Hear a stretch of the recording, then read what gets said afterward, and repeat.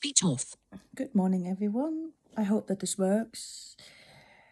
I am going to tell you another one of my stories, and I took something to heart. A friend of mine who is blind has asked me, why don't I describe a bit where I'm sitting and what I'm wearing and stuff like that, so people who cannot see me have a bit of an idea. Fair enough. I don't even know if those ones who can't see me will see what I'm thinking they should be seeing, because I don't keep my camera straight all the time. But anyways, theoretically, so it is dark in the room still, because it's after 4 and just after 4 in the morning. The light is on. I'm sitting in my armchair in my purple poncho, and behind me is the window and blue curtains, blue velvet curtains. If that is what you can see, fine. If not, I won't be surprised. Again, because my camera keeps wobbling about all over the place, I think. So that's that. The story I wanted to tell you today is this one. I am calling it The Man with the Luggage.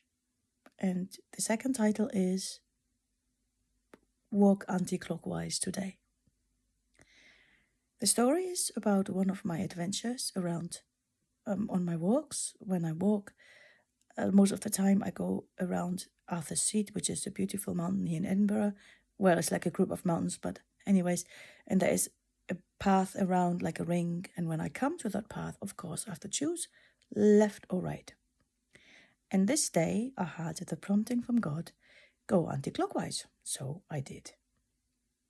And that is the most difficult walk because there is more of an incline than the other way. Anyways. And as I walked along, this man, when I walk, I hold boldly in my left hand my prayer rope, which is a string with knots, like people have the prayer beads, but in the Orthodox Church, it's a string of knots. So I hold that and do my prayers. And I also wear my cross openly on my t-shirt. So I walked along, did my Jesus prayer, and this guy came towards me. And he said, can I talk to you about your faith? I said, oh, yeah, talk to me about my faith. And he started telling me, well, asking me first, what are you praying? What prayers do you use? I said, well, I do the Jesus prayer. And I told him a tiny bit about my faith and my connection to God, to Christ. And he said, oh, he was brought up Catholic, but he lost his faith. And then he told me how he ventured into Islam. He worked as a medical researcher in the Middle East. And then at some point, he was really deep into Islam, but he left Islam, came to Scotland, and don't know what he does work-wise, but he's in his mid-60s, and he goes to a church here, but he hasn't really got the faith anymore. So he asked me about my faith. So I told him a bit, how I came to my faith and stuff. And he says, oh, could you pray for me? I said, well, yes, what for? And he said he would love to climb all by himself in the Scottish Highlands. For those who don't know, it's very high mountains. You need to be quite skilled and experienced and fit to do that. It's not just a hill. And he tells me that very extensively that he's had an injured back. He carries with him to train himself a very, very, very expensive backpack in which he has 8 1-liter cartons of soya milk. And he's also bought himself these very, very, very expensive climbing boots, which he also wears when he walks around Arthur's Seat to train. And I guess he also climbs up bits of the mountains there, I don't know. So he tells me about his injured back and how much he would love to climb all by himself in the Highlands. Could I pray for him to heal his back so he can do what he wants to do? So I said to him, well, I can pray for you. But I said, wouldn't it be nice to find out what God actually wants for you? Wouldn't it actually be nice to find what your purpose in life is? I said to him, maybe you can share the things you've learned on your journey in life. You've been through so much religious stuff, but have you actually tasted God's presence, God's peace? Even though you've studied so much, and wandered around the world. So we had lots of chat about that, and I said to him, look at you carrying all this luggage, physical luggage, and isn't that kind of a symbol to let that go? Drop your bag. Don't think of your expensive boots that you have bought yourself. All this, how can I say, investment by yourself. I said, like for yourself, by yourself, rather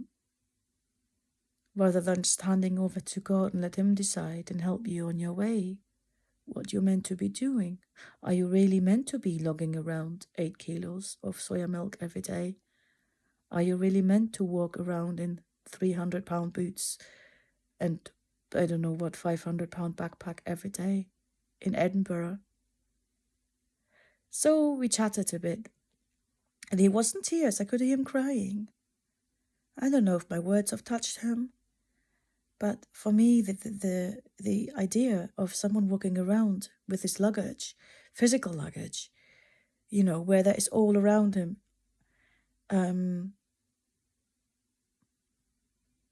is the beautiful nature and everything. And he thinks of, how he can achieve all by himself that goal of climbing with all of that heavy gear with an injured back. I just thought for me that was very, very symbolic of how we need to hand over our baggage, our ideas, our investments to God and let him, invest in us, or nothing. It's like when I walk with him, I've learned I don't need to hold on to anything, because whatever I need comes when I need it. And if I don't need it anymore, it can just fall away, rather than lugging lots of stuff around me to have my own goals and my own ideas, which can be very heavy and burdensome, especially if I think I have to achieve it all by myself. So these are kind of the thoughts I had about that day that I wanted to share with you. And guys, this is not fiction. I know the difference from when they did not walk with God and did not walk with Christ. And I'm not talking about religion here. He's real and God is real. So I had the courage to stretch out my hands and ask, be close to me. And so they are every day. And I think they guide me to the people who need to hear about them, to bring faith or to bring back their faith. It doesn't really matter. So that's my little story for today. I'm scratching my eye for those who can't see me. Anyways, that's that. Bye. Speech on. Face near bottom edge. 8